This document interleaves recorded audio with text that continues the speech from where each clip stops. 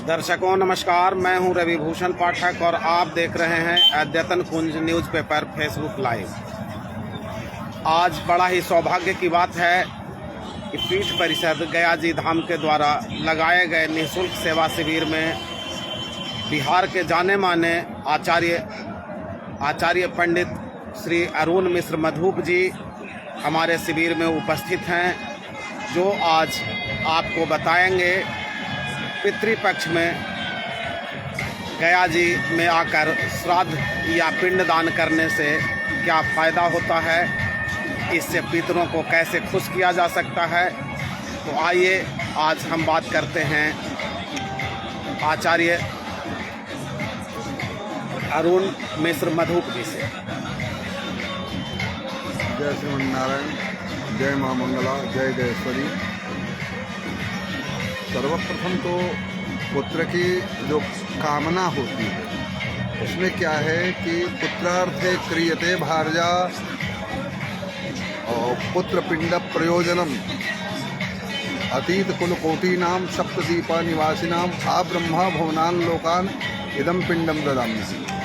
पुत्र के कामना के लिए ही पत्नी का अंगीकरण किया जाता है। और पुत्र किस लिए कि इसलिए कि पुंगनाम नरका त्रायते सपुत्र, अपने पूर्वजों को जो नारकीय यातनाओं से संरक्षित कर दे, उससे उनको निवृत्त कर दे, उसे पुत्र कहते हैं। और पुत्र को ही अधिकार है पिंडदान करने का। यो तो अधिकार है कि सर्वेषां सर्वाभावे पुरोहिता, किंतु यदि पुत्र है तो ज़्यादा श्रेष्ठ है। दूसरी बात, गया पिंड क्यों? पुत्र की जो परिपाटी है, पुत्र की जो परिकल्पना है, पुत्र को पुत्र कैसे कहा जाए, उसका जो परीक्षण का तथ्य है उसमें लिखा है कि जीवितो वाक्य करना। जब तक पिता जीवित हैं उनके आप वाक्य का अनुसरण करें। छयाहे भूरि भोजना, और जब उनको परमपद प्राप्त हो जाए तो अपनी सामर्थ्यानुसार लोग बागों को भोजन कराएं। और गयायाम पिंड पातश्च त्रिभे पुत्रस्तु पात्रता, ये 3 पात्रता है पुत्र के लिए, चौथी कोई पात्रता नहीं। पिंडदान करने से क्या लाभ होता है? लाभ यह है कि पितृपुत्र प्रदातव्य। अगर वंश की वृद्धि चाहिए तो पितरों को प्रसन्न करना पड़ता है, और पितृ जब प्रसन्न हो जाते हैं तो पुत्र प्रदान करते हैं। और गोधनानी पितामह, दादा को प्रसन्न कर लेने से गोधन इत्यादि की वृद्धि होती है। और आयु बलम जसो विद्याम प्रददाति प्रपितामह, और प्रपितामह से आयुर्विद्या जस बल ये सब प्राप्त होती है। ये पुत्र की परिकल्पना है। दूसरे क्या है कि ब्रह्म कल्पितान विप्राण हव्य कव्य प्रतोषकई है, और पितरः तेन तुष्यन्ति प्रियन्ते सर्वदेवता।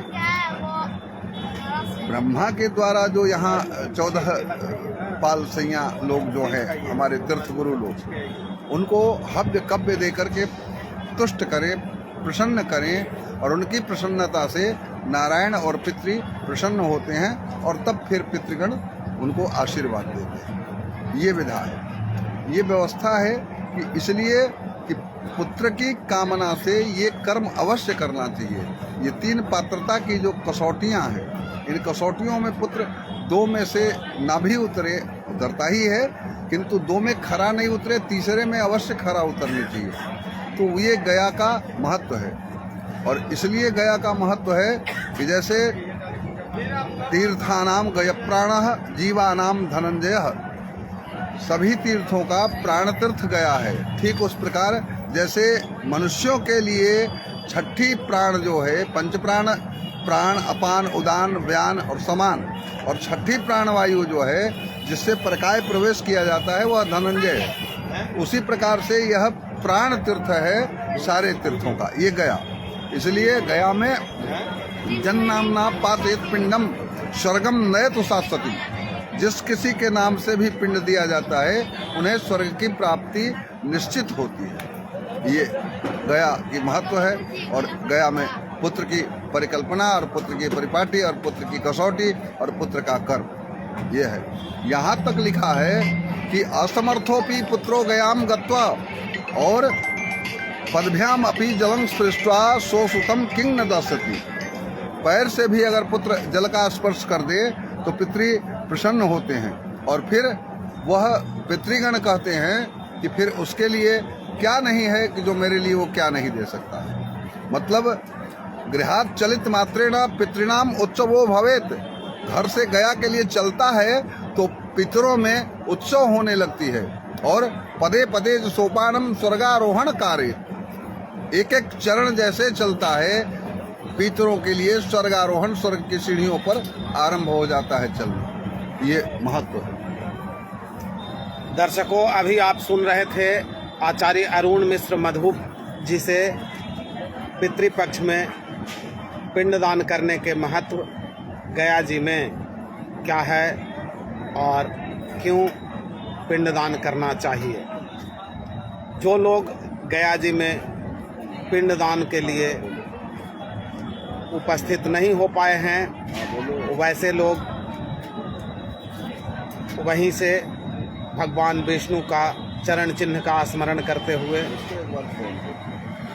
वहीं से कमेंट बॉक्स में प्रणाम लिखें, ताकि एक बार भी विष्णु स्मरण करने का फल आपको मिल सके।